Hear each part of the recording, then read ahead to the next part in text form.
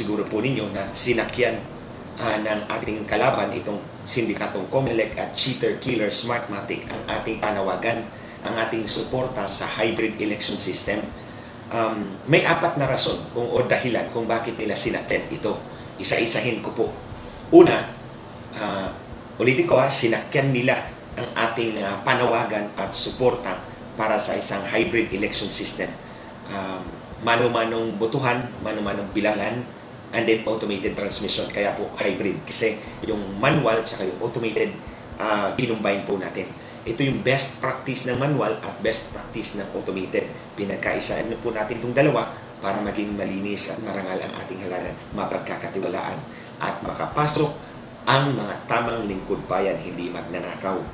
So, ang apat na rason o dahilan kung bakit nila sinakyan ito, unang-una, dahil nag-utos si Pangulong Duterte, ang ating mahal na Pangulo, sinabi niya, wag na yung Smartmatic.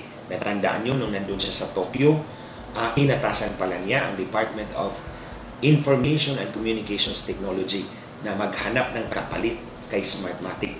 Wag na yung Smartmatic na yan. Because nga, dahil nga sa issue ng dayaan. Una. Pangalawa, nakikita na ng COMELEC na ang public sentiment, ang sentimiento ng sambayanan ay patungo na sa hybrid election system. Nakikita na nila na we are already building the groundswell na papunta tayo sa hybrid election system, so sasakyan nila. Pangatlo, umaalingasaw na talaga ang bahog ng Smartmatic. Wala talaga tayong eleksyon na nangyari sa ilalim ng Smartmatic na matiwasay, mapagkatiwalaan at walang duda, walang question. Palaging may duda, palaging may question. So bakit nga ba hindi natin itsapwera yung Smartmatic sa labas ng ating bansa? Natandaan ko po noong 2013, pareho po ang Mongolia at ang Pilipinas. Gumamit po tayo ng Smartmatic. Mongolia, that's a backward country somewhere in northern China. Lumabas po yung linya sa mga ballot images. Kapag ang linya ay tumagos sa oval, kahit hindi mo binoto, bibilangin nyo ng makina para sa kandidato. So, may linya pong lumalabas doon sa oval. So, kung ito yung oval at nadaganan po siya ng linya, ang labas, iboboto ng bibilangin ng makina kahit hindi mo binoto. Nangyari yan sa Pilipinas, nangyari din po yan sa Mongolia. So after that, wala na po kong narinig na nakapasok muli ang Smartmatic sa Mongolia. In other words, initsapwera na sila ng Mongolia. Pero ang Pilipinas, paulit-ulit ang COMELEC, naging suki nila si Smartmatic. Kahit pa noong 2013, yun ang nangyari. Noong 2010, yung CF cards na pinalitan at the last minute dahil na-booking na hindi tama ang bilang. Yung 2016, yung kay Vice President Bongbong Marcos na kaso, kinalikot ang server. Ito, yung tao ng Smartmatic, si Marlon Garcia, na siyang kumalikot, kinasuhan yun. Anong ginawa ng COMELEC? Hinayaan ang Smartmatic na ilipad si Marlon Garcia papuntang Panama. Tinago nila para hindi maabot ng ating batas. So ganyan katraidor ang COMELEC sa ating sambayanan. So, hindi na nakasuhan si Marlon Garcia dahil wala na sa ating jurisdiction. Nandoon na sa Panama. Itinago ng Smartmatic. At anong ginawa ng COMELEC? Wala. Hinayaan nila. Gayong may criminal offense na nangyari. Dahil ayaw nilang mabuking ang kanilang dayaan. Ayaw nilang mabuking ang pinagkakapirahan nilang limpak-limpak na pera ang kinita nila bawat eleksyon. Na pang-apat, itong 2019 elections, natandaan ninyo, 7 oras, walang resulta. Paglabas, tapos na ang eleksyon, wala tayong nakita. Para bang ginagago talaga tayong lahat sa harap. Pinapaniwala nila tayo. But now is over. Yung panlilingan nila, tapos na po yun. Didemolish natin yan ngayon. Sasagutin natin sila. Yung pang-apat, sinakyan nila ang ating suporta sa hybrid election system dahil gusto nilang sirain ito. Ito ngayon ang sasagutin natin sa kanila. Gusto nilang sirain. Pinalabas nila na napakamahal ng hybrid election system. Huwag po kayong maniwala dyan, mga kababayan. Sasagutin natin yan ngayon. So, muli, 4 ang dahilan kung bakit sinakyan nila ito ngayon. Itong sindikatong COMELEC at ang Cheater Killer Smartmatic. Una, may utos ang Pangulong Duterte. Huwag na yung Smartmatic na yan. Pangalawa, public sentiment. Papunta na sa hybrid election system. Pangatlo, umaalingasaw na talaga ang baho ng Smartmatic. Basang-basa na po, hindi nakatanggap-tanggap. At pang-apat, gusto nilang sirain ang hybrid election system. Okay. So ngayon, ito tayo sa tangka nilang sirain ang hybrid election system. Pinapalabas ng sindikatong ito noong hearing sa committee ni Senator Amy Marcos. Nagsalita doon si Commissioner Casquejo. Siya ang point man doon, si Casquejo. Pinapalabas nila na mahal daw ang hybrid election system. Nasa 24 billion pesos hanggang 27 billion pesos yata ang gagastusin. I beg to disagree. Kaya nga po mga kababayan, hinamon ko ito nung nag-live ako nung isang araw, hinamon ko ang COMELEC at ang Cheater Killer Smartmatic. Kung natandaan po ninyo, hinamon ko po sila. Magdebate tayo sa issue ng itong hybrid election system. Okay, kayong 7 commissioner ng COMELEC, isama nyo na yung executive director ninyo, isama nyo pa lahat ng mga banyagang Smartmatic dyan, isama mo pa si Acralo dyan. Tapos inyo pa lahat ng audience, kung gusto niyo punuin niyo yung Philippine Arena, sa inyong lahat ang tao. Ako lang, ang staff ko at ang security ko. Tingnan natin. Pero mga kababayan, sinagot ba tayo? Hindi. Ayaw nilang humarap. Kahit magpaputol pa ako ng daliri, hindi haharap ang sindikatong COMELEC at Smartmatic sa mga debating tulad nito. Dahil mas lalong madidiin sila, lalong malilibing sila. And they will not do that. Lulunukin na lang nila ang kanilang pride. So ito mga kababayan, nakita ko po roughly, hindi ko pa naman nakita ang lahat at hindi pa ito ang katapusan ng pagdurog natin sa sindikatong ito. Gagamit daw sila ng scanner. So ang ibig sabihin, ang iyong balota ay dadaan pa rin sa makina kasi may scanner eh. So dadaan ka pa rin sa makina. And then may projector. At the end of the day mga kababayan, hindi mano-mano ang bilang nila. Automated pa rin. Kaya nga sabi ni Casquejo, automated manual count. Paano ba nagkaroon ng automated manual count? Yung automated count at yung manual count, they are inconsistent. Hindi yan sila magkapareho. They will not merge together. They are opposed to each other. Diametrically opposed. Kasi isa automated, the other is manual. Ang ginawa pala nila, redundant system. May mano-mano, meron ding automated. Bakit dinoble-doble? Because gusto nilang ipakita na mahal ang hybrid election system. That is the insidious manner by which nilindang po nila tayo.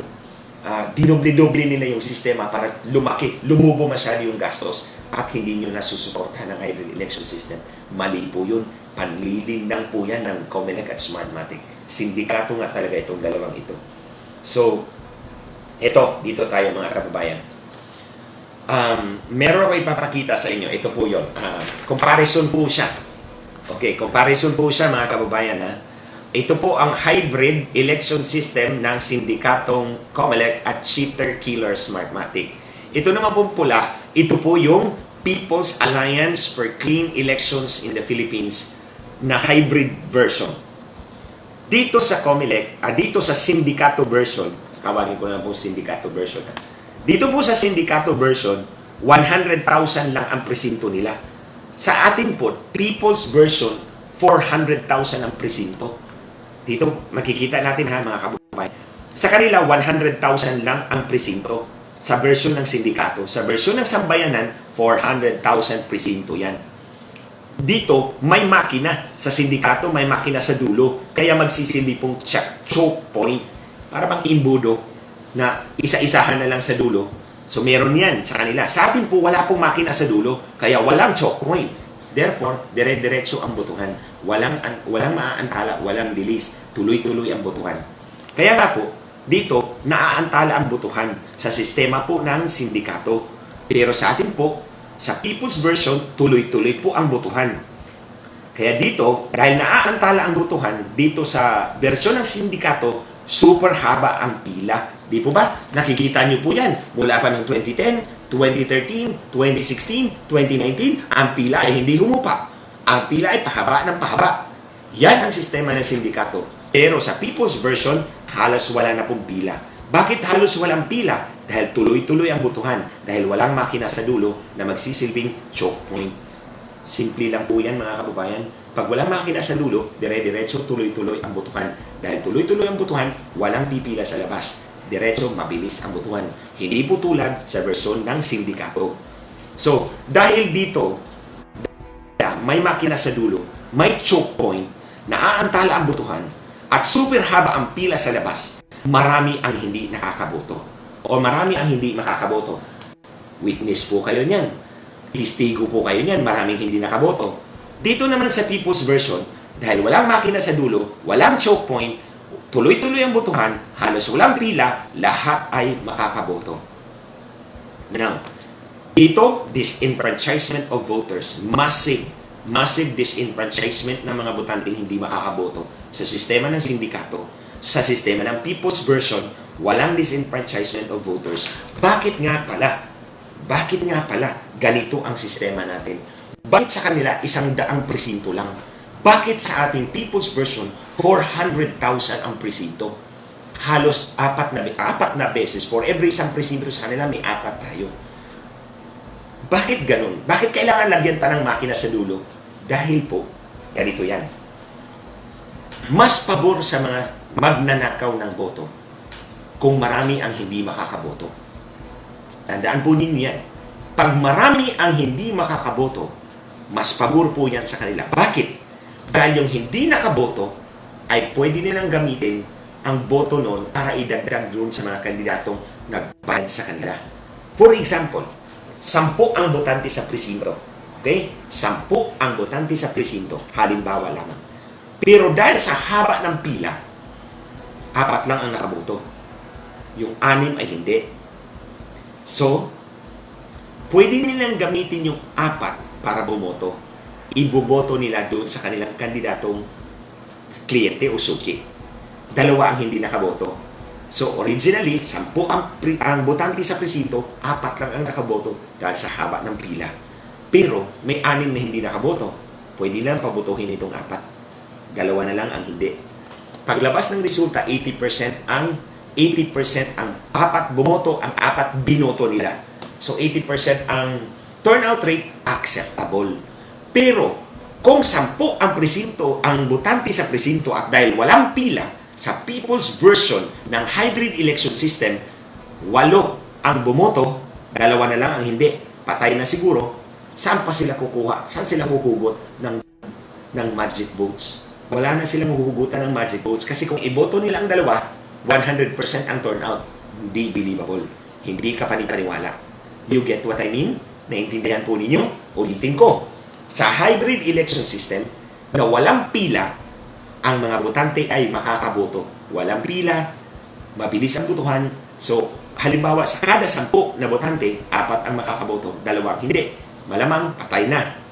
So, yung mga magnanakaw ng boto, hindi nila magagamit itong 2.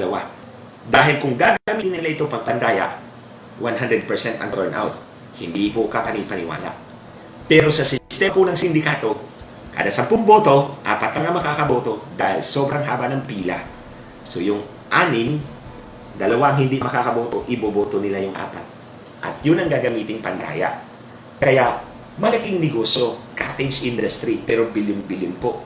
So, kaya po, sa hybrid election system natin, People's Version, pinag-isipan talaga natin kung paano hindi na makapandaya ang COMELEC at paano hindi na maibibenta ang mga posisyon sa gobyerno. Itong massive disenfranchisement of voters, dito posibleng kukuha ng maraming botante. Hindi sila nakaboto, pero pwede silang iboto ng sistema dahil hindi natin nakita kung paano binilang ang ating boto. Si makina lang ng Smartmatic ang marunong. Ang makina lang ng Smartmatic ang marunong kung paano niya binilang ang boto. Paano niya inallocate yung boto ayon sa balota mo. O pwede niyang baguhin yon. Now, yung mga hindi nakaboto, pwedeng idagdag yon. Dahil nga, hindi natin nakikita at hindi natin nababantayan. Kahit pa, sobrang dami na nating magbabantay, wala tayong makikita dahil automated lahat. Kaya nga po gawin nating manual, mano-mano. Ang pagbilang ay tara system na nakikita ng sambayanan para wala na mong makapandaya. Now, ito ang pinakamalaking diferensya ng hybrid election ng sindikato at People's Hybrid Election System. Dito, sa sistema ng sindikato, ang pera ng bayan ay napupunta lamang kay cheaters, killers, Smartmatic. Kasi sila ang babayaran, di ba? Sa kanilang makina, sa kanilang serbisyo. Siyempre, babayaran sila. Kaya ang pera ng bayan ay napupunta kay Cheater Killer Smartmatic. Pero dito sa ating hybrid people's version ng hybrid election system, ang pera ng bayan ay napupunta kay Nino sa mga guro at election inspectors sa ating mga kababayang Pilipino. So ngayon, dyan pa lang, tanungin ko kayo, saan kayo pipili? Ang pera ninyo ibabayad lamang kay Cheater Killer Smartmatic o ibibigay natin sa ating mga guro at mga board of election inspectors? Ito, dito. Proceeding from that, mga kababayan, ito, ipapakita ko po sa inyo ang diferensya. Ito ang hybrid election system ng sindikatong COMELEC at Smartmatic. Ang pera ng sambayanan ay ibabayad kay Smartmatic, bayad sa mga makina at serbisyo nito. Pagkabayad kay Smartmatic, dadalhin na yan sa ibang bansa o kung sino man ang may-ari ng Smartmatic. Ang Smartmatic po ay naka-headquarters sa United Kingdom, sa London. So, ang pera ng Pilipino ay napupunta sa London. Kung sino pa man ang may-ari, ibabahagi yun sa kanila, dadalhin nila sa kanilang ekonomiya, sa kanilang bansa, sila ang magbibenepisyo. Pero, kung dito tayo sa hybrid election system ng People's Alliance, or sabihin ko na ng People's Version, ang pera ng sambayanan, 1.2 million guro ang kailangan natin. 1.2 million. Kasi 400,000 ang presinto natin. Di po ba? Sabi ko, 400,000 ang presinto, tatlong Board of Election Inspectors yan. 400,000 times 3 is 1.2 million. So, kailangan po natin ng 1.2 million guro at mga kasapi ng BEI. So, ang pera ng sambayanan na pupunta sa ating kapwa Pilipino at sa ekonomiya ng Pilipinas ito iikot. So, ang Philippine economy ang mabibiyayaan. Ang ekonomiya po natin ang mabibiyayaan kasi dito po nila gagastusin ang perang sinahod po sa kanila. So, dahil dito may negosyo, may trabaho, at dito lalago ng mas mabilis ang ekonomiya ng Pilipinas. So, ngayon, saan tayo tataya? Papalaguin natin ang ekonomiya ng ibang bansa o unahin natin ang sarili natin at ang mga kababayan natin, lalong-lalo na sa panahon ng COVID. Muli, i-explain ko po uli sa inyo.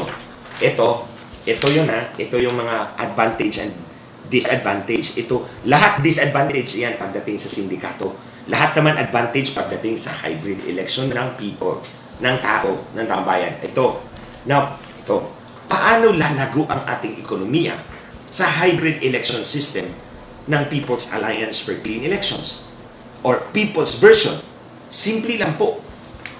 Ang pera po na ibabayad ng COMELEC sa 1.2 milyong guro at kasapi ng BEI ay sahod po nila yan. Ibibili po nila ng pagkain sa sari-sari store.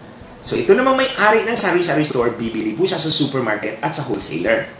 So ang pera ng COMELEC na pupunta sa mga teachers, and then napunta sa mga sari-sari stores, and then pupunta sa mga supermarkets at wholesalers, at ito naman sila ay bibili sa mga lokal na pabrika. At ang lokal na pabrika may mga empleyado at may sahod. So ang sahod ng mga empleyado, ibibili uli nila sa sari-sari store. Si sari-sari store, bibili uli sa supermarket at wholesaler. Ito naman, bibili uli sa lokal na pabrika at may sahod uli. Iikot-ikot lang po ang pera natin sa ating ekonomiya. Diyan po, iikot-ikot at dahil dito lang umiikot ang pera sa ating ekonomiya, mas mabilis ang paglago ng ating ekonomiya. Remember, 12 billion pesos po yan. 12 billion yan mula sa COMELEC na ibabayad sa ating mga guro sa hybrid election ng people sa sambayanan, sa version po ng tambayan, hindi version ng sindikato. Version ito ng sambayanan, mga kababayan, ha? People's version ito. So, ang pera po ng COMELEC, 12 billion, dito sa ating mga guro, iikot lang po yan sa ating ekonomiya. Every time na iikot ang ating piso sa ating ekonomiya, mas mabilis ang paglago ng ating ekonomiya. Pero, sa version po ng mga sindikato, ang pera ng COMELEC, 12 billion, ibabayad kay Smartmatic, nga ang ekonomiya ng Pilipinas. Dahil ang pera ng COMELEC, ibabayad kay Smartmatic, 12 billion, zero ang ekonomiya ng Pilipinas. Patunay, mga kababayan, nung bumili sila ng ballot box, ang tanong ko, bakit kay Smartmatic binigay? Hindi ba pwede si Orocan? Si Orocan nandyan lang yan eh. Filipino company, Filipino employees. Ito, si Orocan, Filipino companies, Filipino employees. Oh, bakit hindi binigay kay Orocan? Bakit si Smartmatic? At saan pinagawa, mga kababayan, ang ballot box? Sa China. Sino ang nagkapera? Ang mga inchik. O ang mga inchik ang nagkapera doon sa China. Tapos pinadala dito. Anong pinagkaiba ng plastic ng China at plastic ng Pilipinas? Ang malaking pinagkaiba, mga kababayan, ang pera saan napupunta. Ang sahod napupunta dapat sa Pilipino, pero hindi, napunta sa mga inchik. Dahil si Smartmatic ang binigyan. Tanong ko po sa inyo, may pabrika ba ang Smartmatic dito? Wala po. Giniit ba ng Comelec?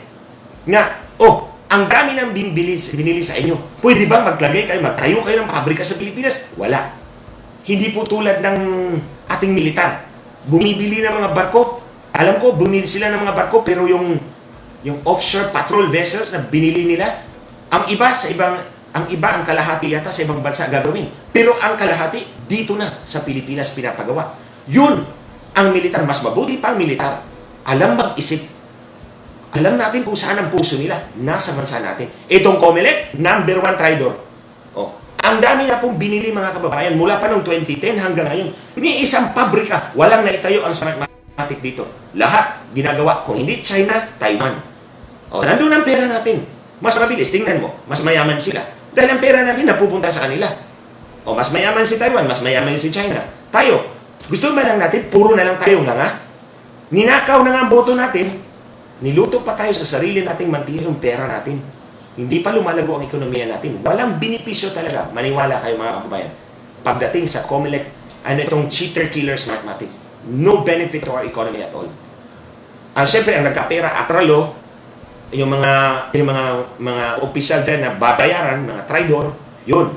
Pero ang taong bayan, wala po tayo sa equation nila. Kaya po, mga kababayan, ito pinapakita ko po sa inyo para mas maintindihan nyo po na hindi lang po balota, hindi lang po papel ang nawawala sa atin. Hindi lang po papel, hindi lang po balota, hindi lang po boto, hindi lang po kinabukasan. Potential na trabaho at paglago, mas mabilis na paglago ng ating ekonomiya nawawala sa atin. Napupunta sa mga incheck, sa mga Taiwanese o kung sino-sino pa mga Pohodas, Poncio Pilato dyan. Dahil ito ang kalakaran nila. So ngayon, hayaan lang ba natin na magpatuloy ito? Ninakaw na nga ang boto natin. Ang pera natin wala pang saysay, napupunta sa ibang tao, napupunta sa kanila. Kaya, mga kababayan, sa inyong harapan, uulitin ko po ang aking hamon dito sa Comelec at Smartmatic. Itong sindikatong Comelec at cheater-killer Smartmatic. Magdebate tayo publicly sa inyo lahat ng audience. Sige, sa inyo lahat ng audience, ako lang mag-isa. Kayo lahat dyan, maglampungan kayo lahat. Tingnan natin. Pero mga kababayan, hindi tatanggapin yan ng Comelec at Smartmatic. Takot lang nila. Ito pa, hinahamon ko sila. Kasuhan niyo ako kung hindi totoo ang sinasabi ko. Pero hindi rin nila gagawin yun, mga kababayan. Dahil alam nila may pinagbabasihan ako sa lahat ng sinasabi ko. At ang hindi nila alam kung anong pinagbasihan ko, baka bumulagtak sila. Ito nga, sinabi ko sa inyo, ang eleksyon binibenta talaga. Sino bang magpapatunay dyan? Ako mismo. Regional director sa amin, 5 beses akong kinulit, nagbibenta ng eleksyon. Pinuntahan ko dito sa Manila, dyan sa Fort Bonifacio, yung Starbucks dyan sa 32nd Street yata, basta ang alam ko, 2 palapag yun nasa baba kami. Kasama ko yung pulis kong escort dati.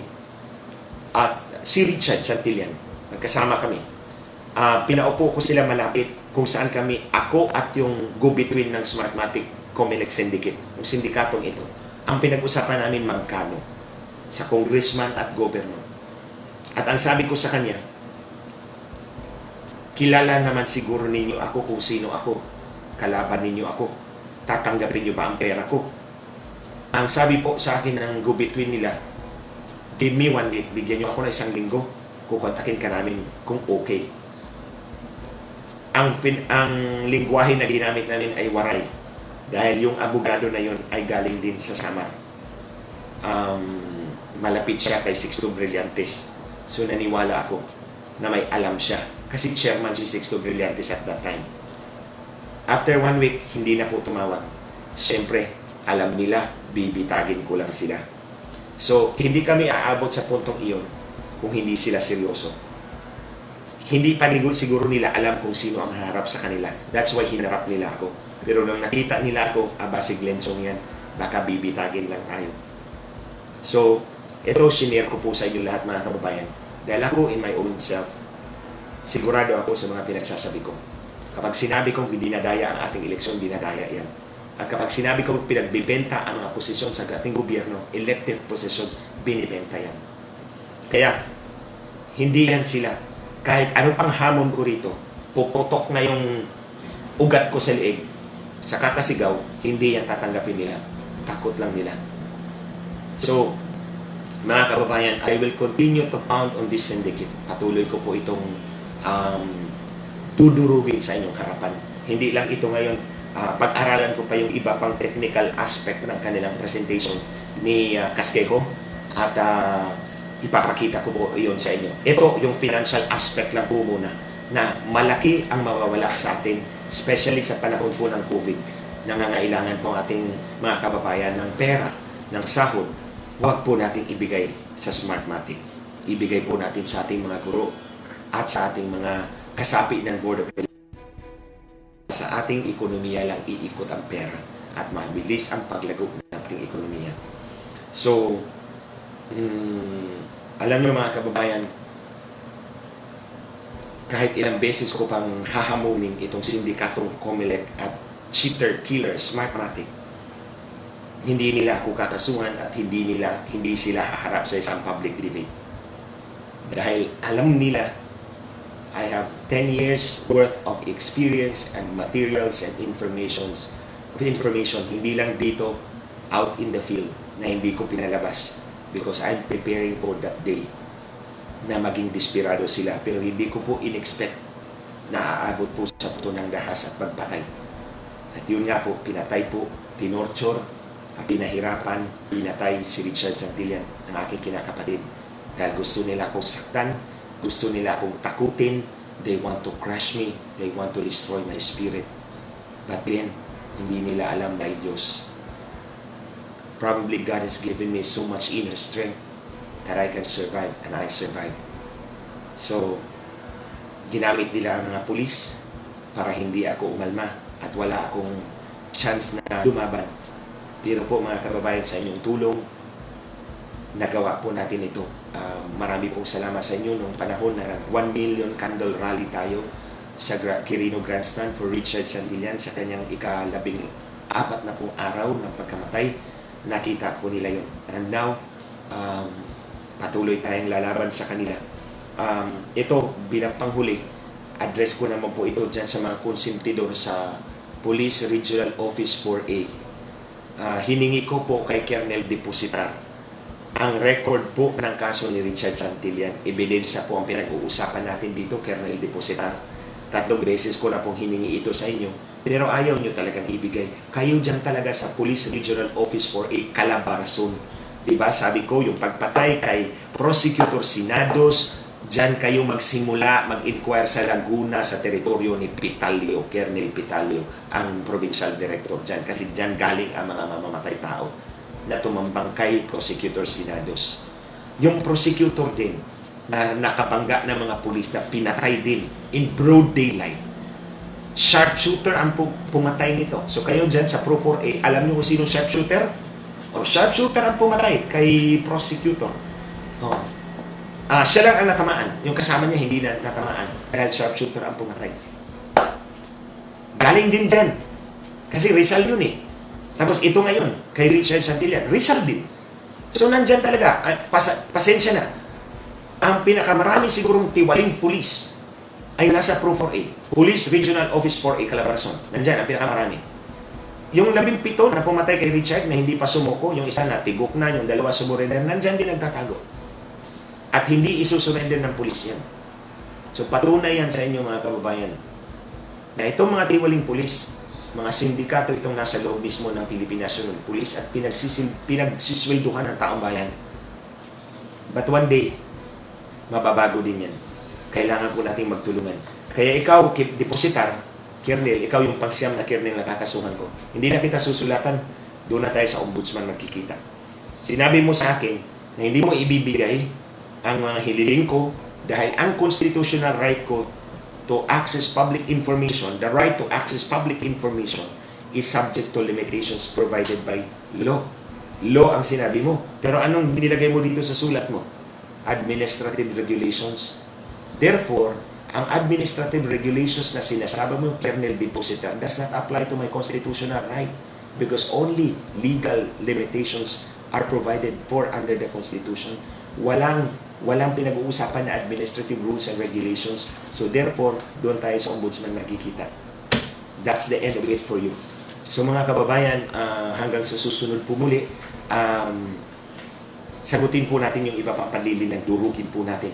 So you might see already Spanish translation, kung may Spanish na po dyan sa ating post, we will endeavor na itong video na ito could also be made available in Spanish, Portuguese, Malaysian, and bahasa Indonesia. Kasi ito po yung market ng sindikato. Paduguin po natin ang sindikatong ito, mga kababayan. Magkaisa po tayo, paduguin po natin para lumabas ang kanilang pera, pambayad sa mga politiko, sa mga opisyal na tatry doon sa bayan, pambayad sa mga kolumnista, sa mga news editor, para pagtakpan ang katotohanan. Palabasin po natin ang kanilang pera, at pagdating sa panahon na babawi sila sa kontrata, haharangin natin sila para hindi na po sila makabawi. That's the only way. Remember, this is a business. Kapag lugi ang negosyo, mawawala ang Smartmatic. Let's make it that way. Lulugiin natin sila para pakawalan nila tayo dito sa ating bansa at maging malaya tayo. Bawiin natin ang ating kinabukasan, ang ating bansa, mula sa kanilang pagsakal sa atin. Marami pong salamat sa inyong pagsubaybay sa issue na ito. Marami pong salamat sa inyong mga comments at sa inyong engagement. Malaking tulong po ito ang pag-share, ang pag-comment, pag-like, para mas marami pa po ang makakarinig, mas marami pa po ang makakaalam. I wish you all the best, mga kababayan. God bless us all. Maraming salamat. Don't forget to hit the like button, subscribe, and get notified about just uploaded video.